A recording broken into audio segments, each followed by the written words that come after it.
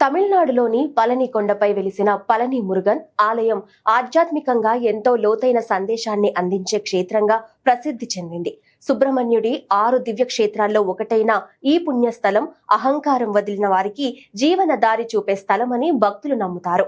పురాణ కథనం ప్రకారం కార్తికేయుడు అన్ని త్యజించి బాలయోగిగా ఈ కొండపై నివసించాడని విశ్వాసం. అందుకే ఇక్కడ స్వామివారు కౌపీనం ధరించి చేతిలో దండం పెట్టుకొని దర్శనమిస్తారు.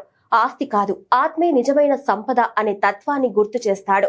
నవపాషాణాలతో నిర్మించబడిన విగ్రహం నుండి అభిషేక సమయంలో వెలువడే పంచామృతం ఔషధ గుణాలు కలిగిన దైవ ప్రసాదంగా భావిస్తారు. కావడి మోసే భక్తులు తమ కష్టాలు, కోరికలు, కర్మ బాధలను స్వామివారి వద్ద విడిచిపెడతామని భావిస్తారు. రోజుకు వేలాది మంది భక్తులు కష్టసాధ్యమైన 600 మెట్లను ఎక్కి దర్శనం చేసుకుంటారు.